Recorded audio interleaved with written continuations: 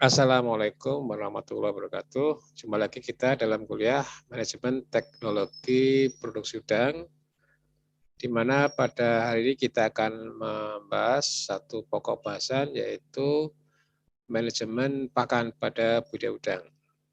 Pada pokok bahasan ini terdapat dua sub pokok bahasan. Yang pertama manajemen pakan, kemudian yang kedua tentang blind feeding program pada budidaya udang. Manajemen pakan ini sangat penting karena 50-60% biaya produksi itu disumbangkan dari pakan ini. Ketika kita gagal dalam manajemen pakan, maka keuntungan akan berkurang, bahkan kerugian yang akan kita dapatkan. Sehingga ini sangat penting untuk kita pelajari. Ada beberapa hal yang perlu kita perhatikan dalam manajemen pakan ini. Yang pertama, tentunya kita harus tahu tentang feeding habits, ya. Jadi kebiasaan makan dari udang itu seperti apa. Udang faname termasuk dalam continuous feeder, ya. Dia makannya terus-menerus, sedikit-sedikit, sehingga nanti dalam pemberian pakan frekuensinya itu harus kita perhatikan, ya. Biasanya 4-5 kali per hari. Kalau dalam budidaya udang ikan itu mungkin cukup 2 kali, ya, 2 kali. Tapi dalam budidaya udang ini tidak cukup 2 kali, ya. Tadi 4-5 kali. Kemudian udang ini termasuk dalam organisme nokturnal, ya. Apa artinya? Dia aktif makan pada waktu malam hari, sehingga nanti proporsi pakan yang kita berikan itu pada malam hari lebih banyak. Faname termasuk dalam omnivorous dan juga detritus feeder, ya, pemakan segalanya. Namun penelitian terakhir menunjukkan bahwa faname ini termasuk carnivorous, ya, seperti juga udang windu. Ya. Sekarang kandungan protein berapa yang dibutuhkan oleh udang ini? Ya. Jadi kandungan protein dari pakan yang dibutuhkan oleh udang faname itu lebih rendah dibandingkan dengan udang monodon, ya. Dia membutuhkan protein sekitar 30-35%.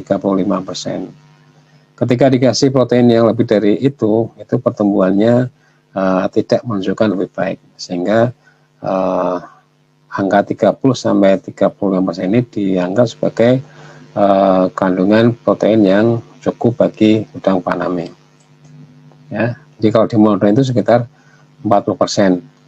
Makanya nanti pakan di udang faname ini harganya lebih murah karena kandungan proteinnya lebih kecil. Kemudian saluran pencernaan sederhana, nah, ini juga penting kita ketahui, ya. Jadi dari mulut, esophagus, proventriculus, usus, dan anus. Jadi ini sangat sederhana, sehingga nanti dibutuhkan pakan yang mudah dicerna oleh udang. Berikutnya yang harus kita ketahui adalah kriteria pakan, ya. Ada beberapa kriteria di sini yang perlu kita ketahui. Yang pertama syarat fisiknya, ya. Syarat fisiknya seragam, tidak berdebu, ya, tidak mengapung, ya. Kalau yang mengapung itu untuk pakan ikan, ya. Kalau pakan udang harus tenggelam. Tidak berjamur, ya. Aroma baik, tidak apek, ya. Kemudian kering. Ya, kering ini biasanya kandungan airnya sekitar 10%, ya, kandungan airnya maksimal.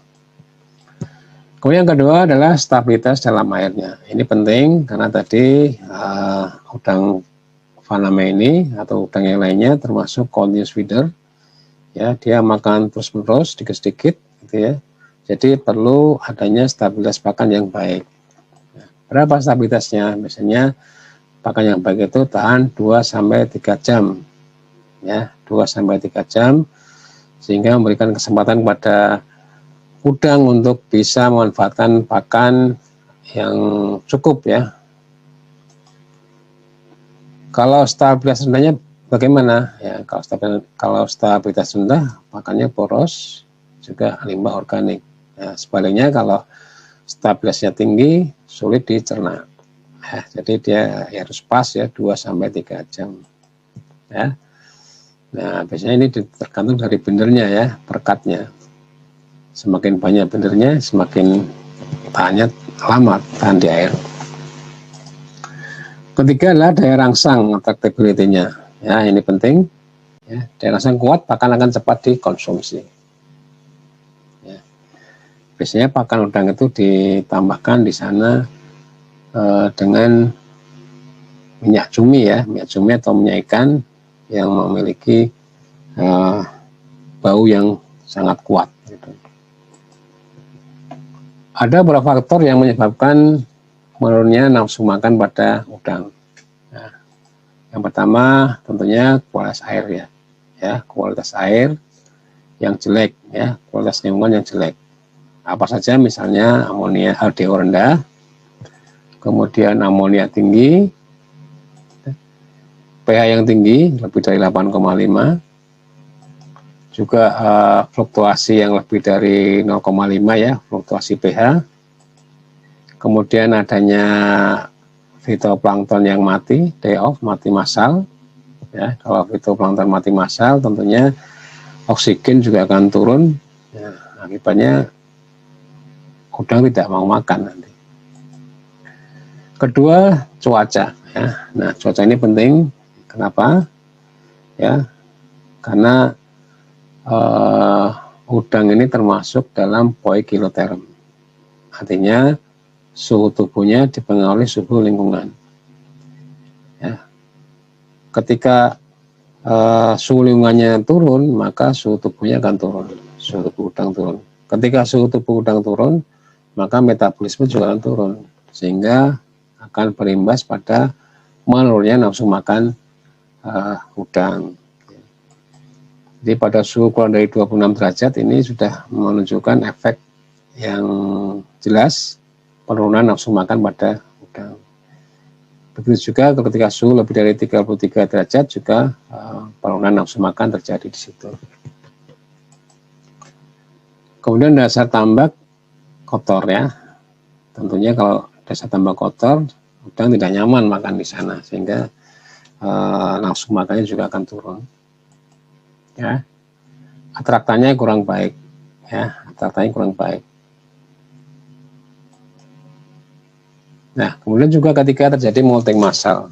Nah, ketika molting massal, udang tentunya tidak akan makan ya, nafsu makan akan turun. Ya. Ini terjadi ketika bulan penuh, bulan purnama maupun pada waktu bulan baru. Ya, bulan baru. Biasanya ketika terjadi molting, nafsu makan turun drastis gitu ya, bahkan bisa kita potong sampai 5%, dan nanti 1-2 hari kemudian nafsu makannya akan meningkat. Nah, kemudian juga ketika terjadi penyakit, serangan penyakit pada udang, ini tentunya juga akan menurunkan nafsu makannya, ya, baik karena virus, bakteri maupun protozoa. Berikutnya kita lihat juga tentang tingkat pemberian pakan dan kondisi udang. Ya. Yang pertama underfeeding, ya, underfeeding itu kita ngasih pakannya kekurangan pakan. Ya. Akibatnya apa? Pertumbuhannya lambat tentunya, karena kita tidak bisa memenuhi kebutuhan dari udang tersebut, ya, dari pakannya. Dasar tambak bersih ya, kemudian kualitas air juga bagus, ya, tapi pertumbuhannya lambat, ya, pertumbuhan lambat. Kedua, overfeeding. Apa yang terjadi dengan overfeeding ini? Nah, biasanya pertumbuhan cepat pada awal saja, setelah itu akan mengalami banyak masalah, ya, nafsu makan turun, ya, penyakit dan lain-lainnya. Ya. Dasar tambak kotor tentunya ya, kondisi udang lemah, ya, karena tadi imbas dari lingkungan yang kurang baik. Nah, tentunya nanti karena overfeeding ya ini FCR-nya akan tinggi. Ya, FCR-nya tinggi. Nah, ketiga ini yang kita harapkan adalah optimum sesuai dengan kebutuhan dari udang ya. Ya, pertumbuhan bagus, dasar tambah bersih, gitu ya. Dan kualitas airnya juga terjaga. Nah, ini yang akan kita jaga, kita harapkan atau kita ingin raih pemberian pakan yang optimum ini. Sehingga perlu adanya metode khusus ya, karena memang udang ini berbeda dengan ikan, dia berada di kolam air dan dasar air, dasar tambak, sehingga perlu ada metode khusus untuk menentukan berapa sih kebutuhan pakan yang sesuai dengan kebutuhan ikan itu, udang itu berapa gitu ya. Nah, ini perlu adanya. Dalam budaya udang, dalam budaya perairan itu ada 3 sistem pemberian pakan di sini ya. Yang pertama itu ad satiation, kemudian ad libitum, dan restricted feed ya. Kalau ad satiation itu pemberian pakan sesuai dengan kita beri, ikan kita beri pakan sampai puas ya, sampai dia nggak mau makan. Kemudian ad libitum itu kita beri pakan ikan itu atau pakan tersedia setiap saat di media kultur itu ada gitu. Itu ad libitum. Kemudian restricted feed itu pakan berdasarkan biomasa dari kultifan tersebut. Nah, di udang ini kita menggunakan yang itu. Jadi persentase berdasarkan biomasanya. Ya, gitu.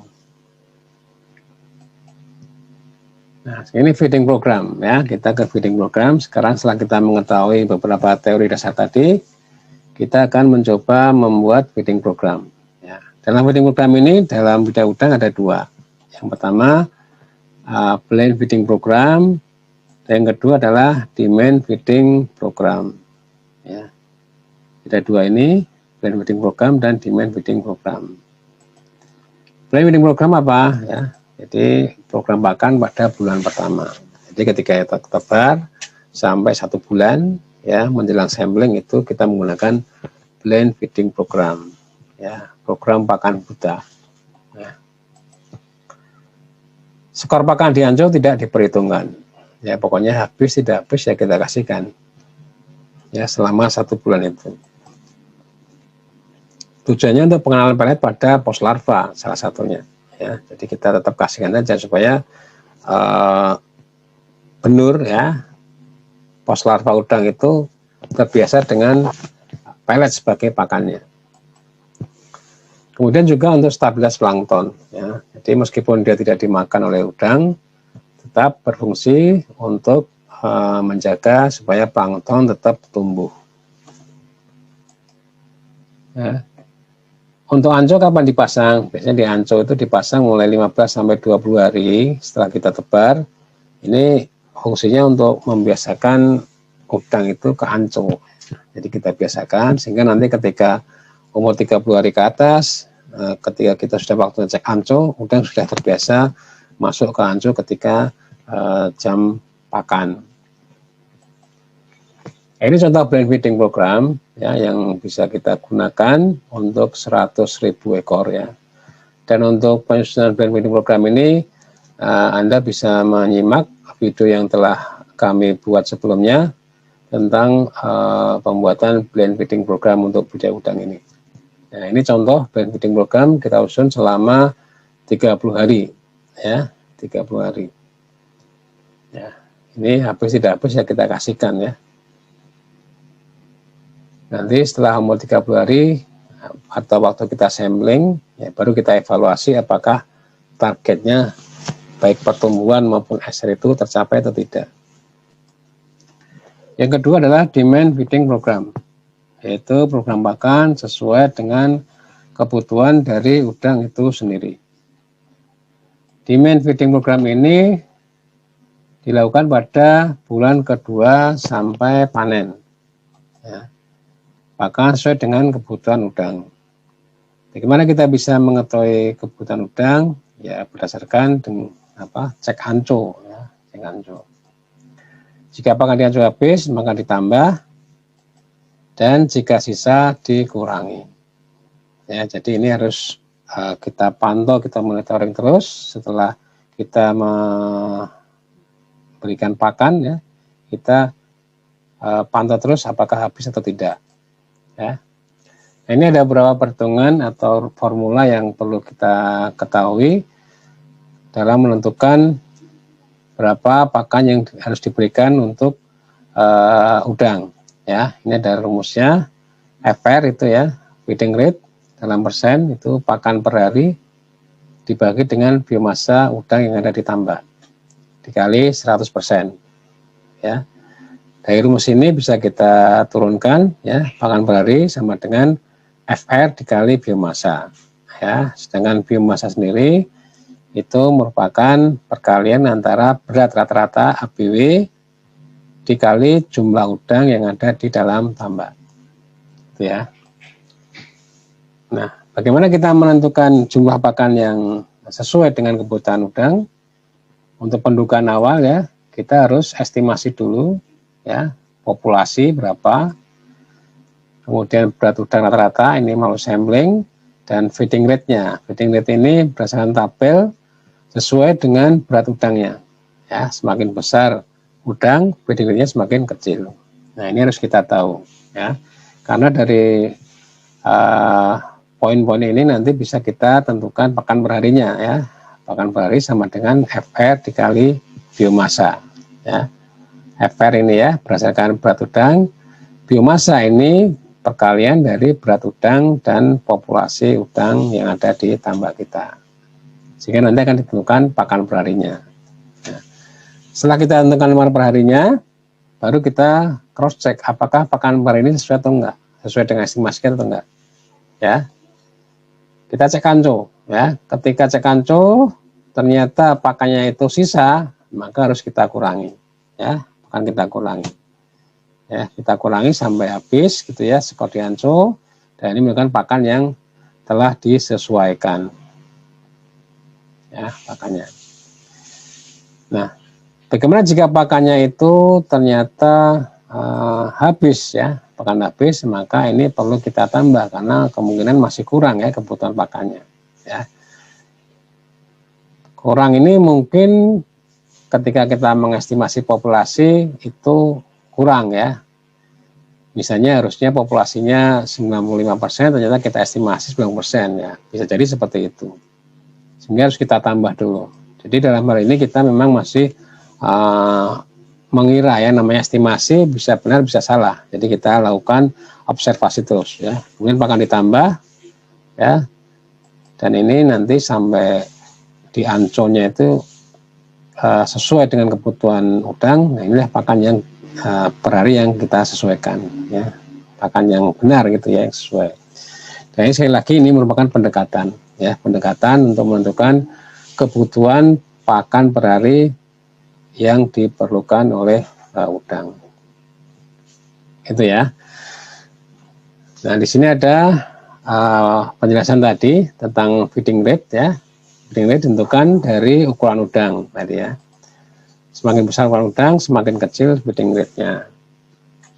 Ya. Ini ada salah satu persamaan yang bisa digunakan untuk menduga berapa sih feeding rate dari udang ya. Ukuran udang masing-masing berbeda. Sini log 10Y sama dengan min 0,899 dikurangi 0,561 log 10X, di mana Y sama dengan feeding rate ya, FR, kemudian X adalah berat udangnya ya. Ini bisa kita duga dengan persamaan ini ya. Ini kalau kita buat tadi ya, dari rumus tadi kita buat feeding rate itu bisa kita tentukan dari berat 0,02 di sini sampai berat 26 gram, ini bisa kita perkirakan berapa FR-nya. Ada beberapa ketentuan yang harus diperhatikan dalam manajemen pakan pada demand feeding program ini mengenai tipe pakan, frekuensi, persen pakan di anco maupun waktu cek anco. Yang semuanya ini tergantung pada berat udang yang ada di tambak. Berat udang 0,02 atau pada waktu awal tebar ya, sampai 1 gram pakan yang digunakan 0,1, kemudian frekuensinya 4 kali. Kemudian berat 1-2 gram, pakan yang digunakan 0,2 dan 0,3, frekuensi 4 kali. Dan di sini sudah ada pengecekan dianco, di mana pakan dianco ini jumlahnya 0,3% dari pakan jam tersebut. Kemudian waktu cek kantornya 1,5 jam. Berat udang 3-6 gram, tipe pakannya 0,3, frekuensinya 4 kali, kemudian persen pakan dianco 0,5%, dan waktu cek kantornya 1,5 jam. Ya, jadi 1,5 jam setelah pakan selesai dilakukan. Kemudian pada berat 7-12 gram, pakan yang digunakan 0,4, frekuensinya 5 kali, persen pakan dianco 0,7% per anco, dan waktu ceknya sudah berkurang menjadi 1 jam.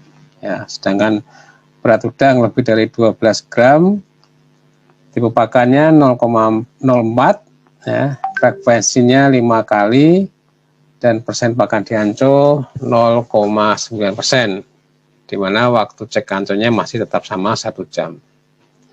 Ya, ini harus diperhatikan agar FCR yang kita dapatkan nanti bisa terkontrol. Ya. Berikutnya akan saya singgung sedikit tentang estimasi biomasa udang yang ada dalam tambak kita. Jadi untuk estimasi biomasa ini kita menggunakan rumus yang telah kita ketahui tadi, ya, di mana FR, ya, sama dengan pakan per hari per biomasa kali 100%, sehingga dari sini bisa kita turunkan bersamanya biomasa sama dengan pakan per hari dibagi dengan FR, ya. PH pakan per hari, FR adalah feeding rate-nya. Ya. Sebagai contoh, tambak udang Faname dengan pakan per hari 25 kg dengan berat rata-rata 15 gram, berapa estimasi biomasa udang yang ada dalam tambak. Ya, bisa kita hitung. FR udang pada berat 15 gram itu 2,8%. Kemudian pakan per harinya tadi 25 kg. Ya. Biomasa kita bisa cari pakan per hari dibagi dengan FR-nya. Ya, jadi bisa ketemu di sini biomasa yang dihasilkan adalah 892,9 kg. Ini untuk caranya bagaimana kita ingin melihat berapa biomasa udang yang sudah ada dalam tambak kita. Ya. Nah, berikutnya saya akan sampaikan juga tentang target pertumbuhan. Jadi biasanya kita menargetkan pertumbuhan 1 minggu setelah sampling itu kita targetkan berapa yang harus kita capai pada minggu berikutnya, gitu ya. Urutannya tentukan target pertumbuhan 1 minggu ke depan. Ya, tentukan target pertumbuhan 1 minggu ke depan. Yang pertama, kemudian kedua, hitung pakan per hari 1 minggu ke depan. Ya, dan tentukan penambahan pakan per hari. Ini urutannya. Ya, ini urutannya. Ya. Contoh, misalnya berat udang minggu ini hasil sampling itu 10 gram. Ya, 10 gram FR-nya itu 3,5%. Ya. Kemudian pakan per hari 20 kg. Nah, biomasa udang ya dari rumus tadi ya bisa kita peroleh 571,4 kg. Ya. Kemudian populasinya bisa kita hitung ya dari biomasa dibagi berat udang rata-rata. Itu ketemu di sini 57.140 ekor. Ya. Target minggu depan berat udang 13 gram. Ya, jadi kita targetkan ada penambahan 3 gram dalam 1 minggu. Ya. Tentukan feeding program 1 minggu ke depan. Nah, ini harus kita coba buat program pakan selama 1 minggu ke depan. Ya, asumsi SR pertama kita harus asumsikan SR-nya bagaimana, apakah tetap atau berkurang. kemudian juga asumsi pertumbuhan atau target pertumbuhan, gitu ya. Misalnya SR-nya kita nggak tetap, ya, karena memang pada umur-umur sekian, ya, umur-umur atau pada berat udang 10 gram itu populasi udang itu relatif stabil, gitu ya, kecuali ada kejadian yang apa namanya luar biasa di situ, misalnya plankton mati massal atau terjadi kematian kincir, mungkin banyak kematian. Tetapi kalau tidak ada masalah, biasanya populasi itu akan stabil. Ya, kemudian pertumbuhan 3 gram per minggunya. Tadi populasinya 57.140 ekor. Ya. Jadi berat rata-rata target itu 13 gram dengan efeknya 3,0. Nah, sehingga biomasa bisa kita cari di sini, populasi lebih berat, biomasanya 742,82 kilogram ya. Jadi target kita minggu depan kita akan memulai biomasa 742,82 kilogram dengan berat rata-rata 13 gram ya. Sementara populasinya tetap ya 57.140 ekor ya. Jadi pakan bayi pada minggu depan ya, pada satu minggu depan itu adalah FR kali biomasa udang 3,0% kali 742,82 sama dengan 22,3 kg. Jadi pakan ya pada minggu depan, satu minggu ke depan atau 7 hari ke depan itu adalah 22,3 kg ya. Jadi pertambahan pakan selama seminggu itu bisa kita hitung di sini 22,3 dikurangi 20 kg sama dengan 2,3 kg. Ya, kita permudah dengan membuat rata-rata dibagi 7 ya. 2,3 kg bagi 7 sama dengan 0,32. Jadi setiap hari itu ada kenaikan 0,32 kg ya, 0,32 kg.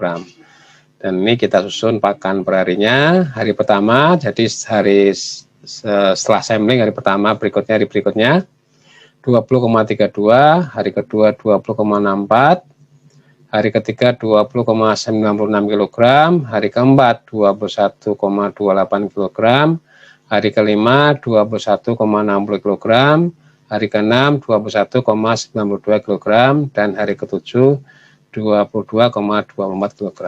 Nanti setelah seminggu ke depan sampling kita evaluasi apakah target pertumbuhan tercapai ya, atau mungkin biomasa juga tercapai, sehingga nanti bisa kita evaluasi ya, kita evaluasi apakah sesuai dengan target atau belum. Demikian pembahasan mengenai manajemen pakan. Semoga apa yang saya sampaikan pada hari ini bermanfaat, dan untuk pertemuan berikutnya kita akan lebih mendalam tentang bagaimana membuat blend feeding program. Semoga bisa dipahami dan bermanfaat. Saya akhiri, wassalamualaikum warahmatullahi wabarakatuh.